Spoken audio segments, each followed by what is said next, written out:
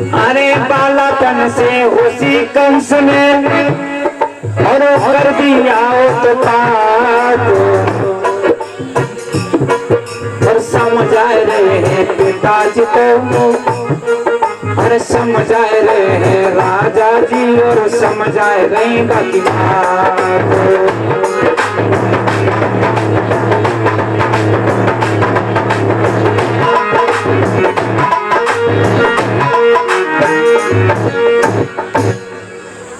उत्पात करने लगा। बार बार समझाया, मैया ने भी समझाया, जो मथुरा के राजा है ना उग्रसेन, उन्होंने भी समझाया। एकदम कहा कंस ने कि अब तो ऐसा लगता है पिताजी तुम पर बुढ़ापा है, अब तुम राज्य के योग्य नहीं हो, तुम राज्य करना ही नहीं जानते हो, राज्य कैसे होते हो। अरे जाके 4 लख हैं, वही राजा है। एक दिन सभा लगी, सभा में क्या काम हुआ? कंस खड़े होकर के बोला ये बताइए हमारे पिताजी की तरफ कितने लोग हैं? तो 2-4 लोगों ने हाथ उठाया। फिर कंस ने कहा ये बताओ हमारी तरफ कितने लोग हैं? बताइए कंस की तरफ कितने लोग हैं? हाथ उठा करके बताओ। कोई नहीं हो। और उस समय सभा में काफी लोगों ने हाथ उठा दिए।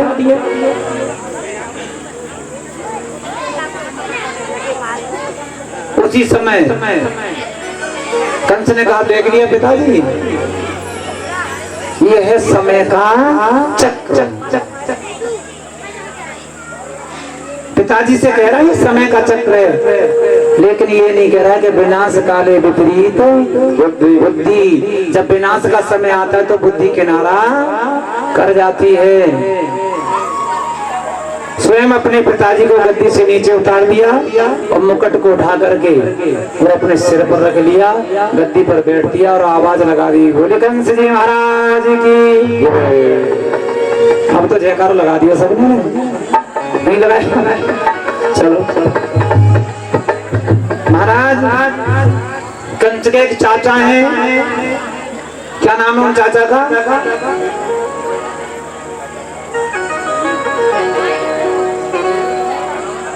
क्या नाम है चाचा का? कंस के चाचा का नाम है देवक।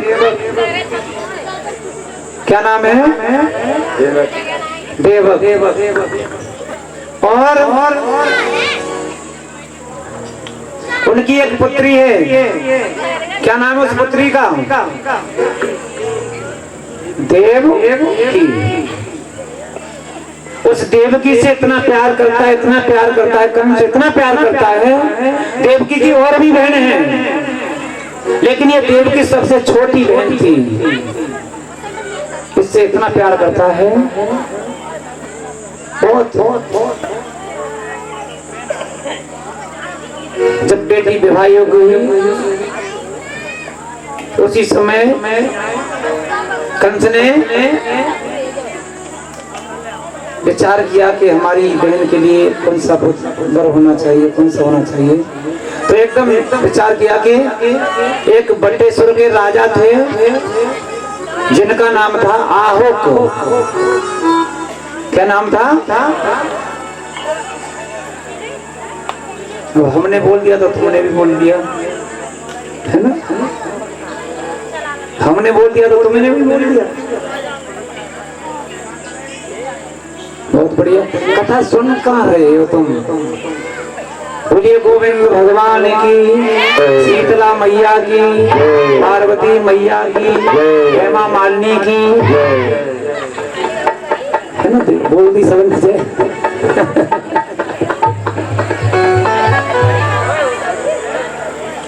एक महाराज है जिनका नाम है वासुदेव। क्या नाम है? वासुदेव। एक पत्र को लिख करके भेजा और कहा कि तुम बारात लेकर के आओ। और बारात को लेकर के वासुदेव जी आए और अच्छी तरह से देवकी की शादी को किया। और जब शादी को किया स्वयं रथ में बैठा करके कंस देवकी को विदा कर रहा था बटेश्वर के लिए। यमुना के किनारे पर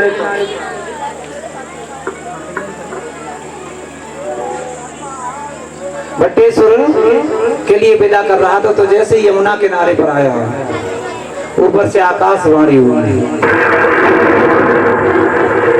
हे कंसराज, तो जिस बहन को अच्छी तरह से विदा कर रहा है ना, उसी बहन के गर्भ से जो 8वां पुत्र होगा वो तेरा काल होगा। क्या होगा? काल। और उसी समय क्या काम किया कंस ने? तूफानी जी, क्या काम किया कंस ने? अरे बाई समय के बीचरे और जाने बहन रे लही गिराई,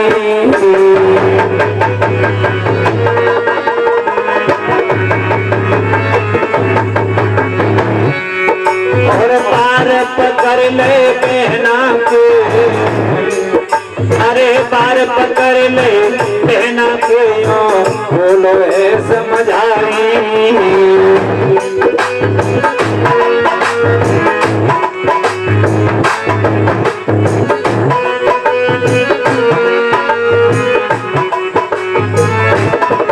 महाराज प्रभु की लीला है न्यारी, और पस देविया पे खाड़े हैं वो तो है तो पधारी। ओ मुरली के बजैया श्याम अरे जल्दी से आ जाइयो, ओ बंसी के बजैया श्याम अरे जल्दी से आ जाइयो।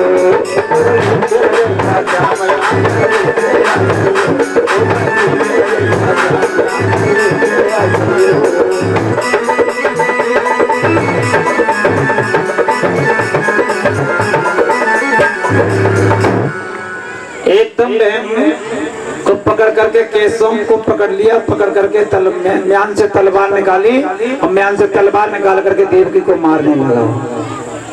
और जैसे ही मारने के लिए तैयार हुआ ना, तो उसी समय वासुदेव जी सामने आ गए। वासुदेव जी कहने लगे, क्या कर रहे हो कंस? कि मैं ये वो कर रहा हूँ, ना रहेगा बांस ना बजेगी बांसुरी।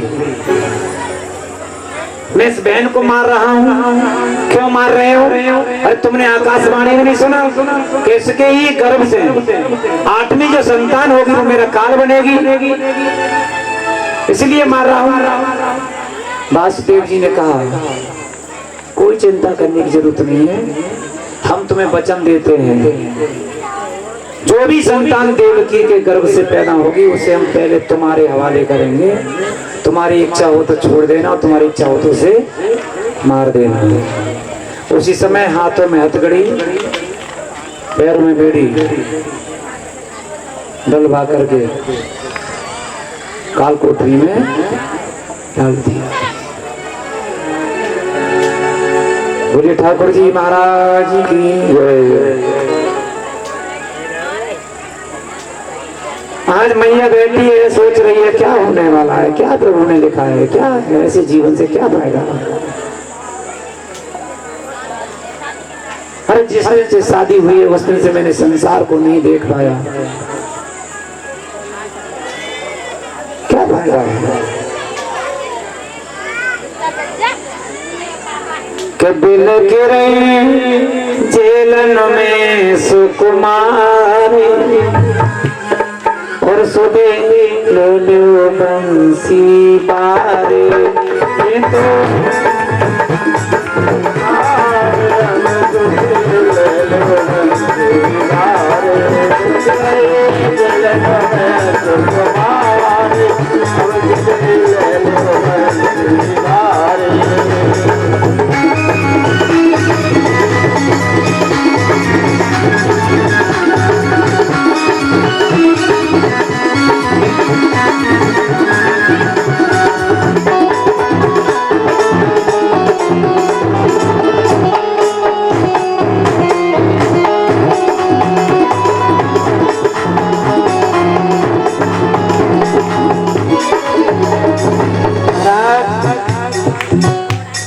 मैया रो रही है, कह रही है हे प्रभु खबर लो मेरी, या तो मुझे मार ही दो और नहीं मारे तो जल्दी से जल्दी आ जाओ और आकर के मुझे दर्शन दे जाओ। जे रोए रही जेलन में सुकुमार, अरे सुदे लहले बंसी बारे, रोए रही सुकुमार, अरे सुदे लहले बंसी बारे, अरे सुदे लहले बंसी बारे, सुदे जेलन रोए रही है सुकुमारे, हरे सुदे लैलो बंसी मारे,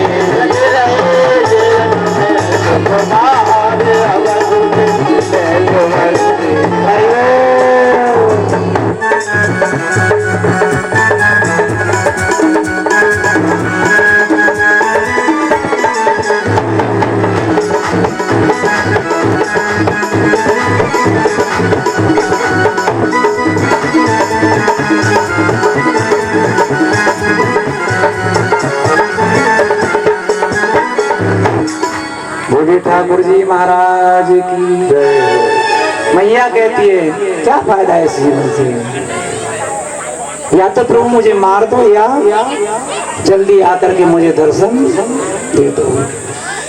धीरे धीरे समय व्यतीत होता है और देवकी के प्रथम संतान पैदा होती है पहली।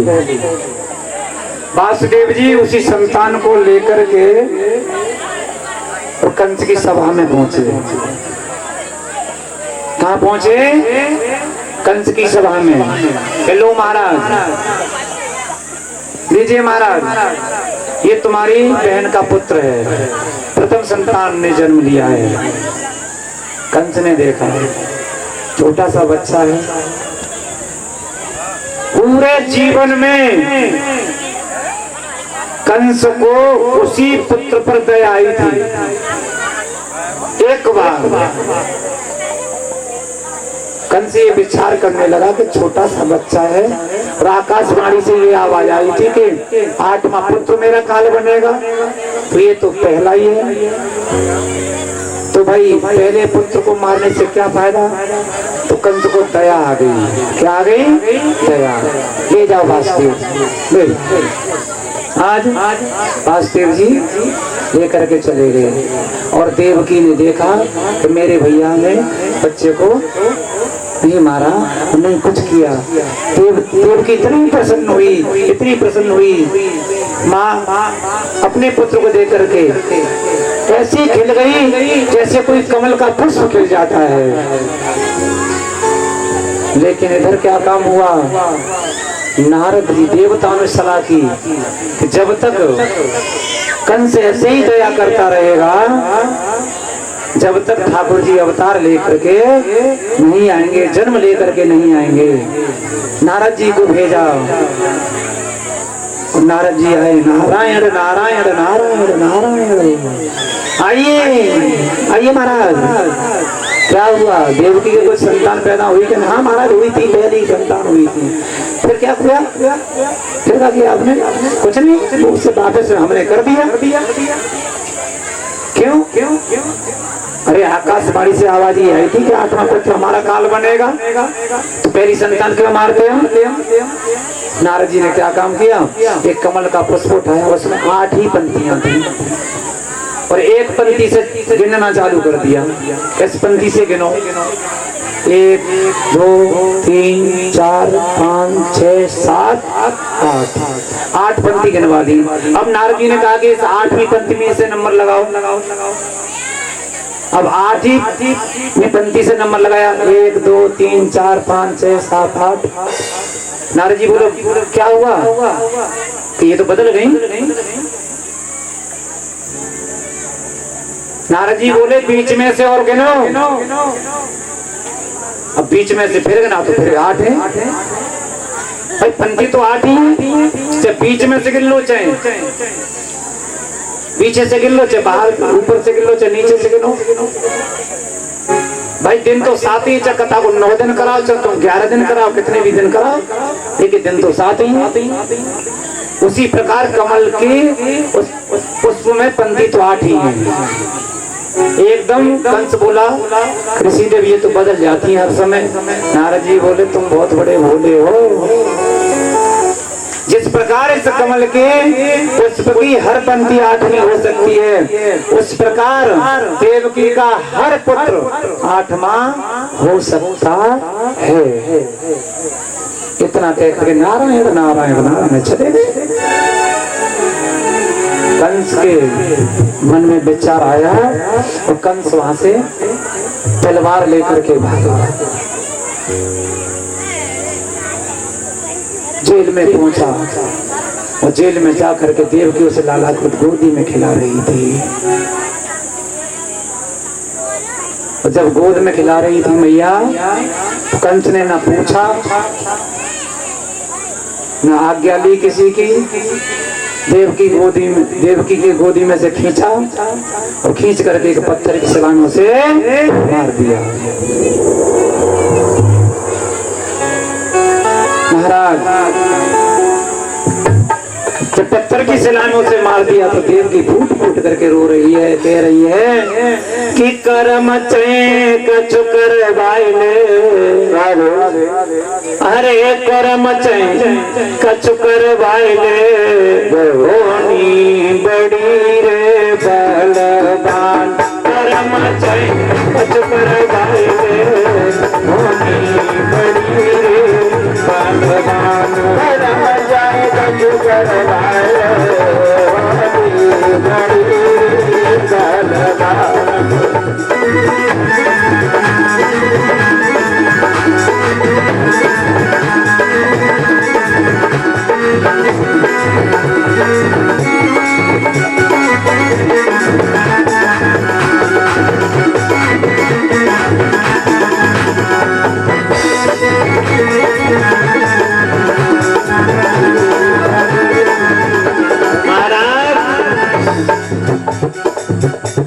एक दिन राजा नल पे टूटी, एक दिन राजा नल पे टूटी, एक दिन राजा नल पे टूटी, एक दिन राजा नल पे टूटी।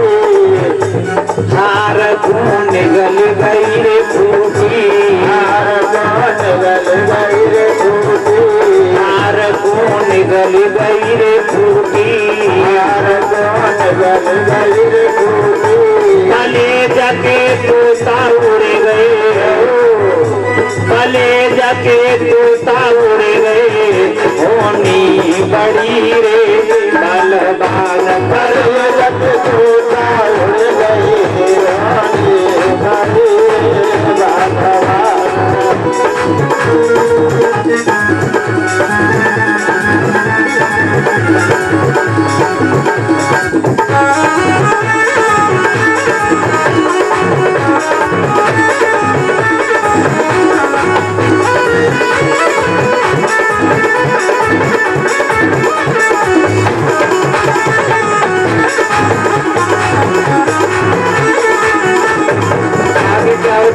क्या कहती है? एक दिन हरिश्चंद्र पे टूटी, एक दिन हरिश्चंद्र पे टूटी, एक दिन हरिश्चंद्र पे टूटी, एक दिन हरिश्चंद्र पे टूटी। लगाए रहे उमर घट में डूटी, लगाए रहे उमर घट में डूटी, लगाए रहे उमर घट में डूटी, लगाए रहे उमर घट में डूटी। लालो कारे में खाए लो, लालो कारे में खाए लो, होनी बड़ी रे बलवान। लालो कारे में खाए लो, होनी बड़ी रे बलवान। कर्म चैक चुकर बाइले, होनी बड़ी रे बलवान। कर्म चैक चुकर बाइले, होनी बड़ी रे बलवान। भैया बिलखती रह गई और कहने लगी, हे प्रभु ये क्या किया।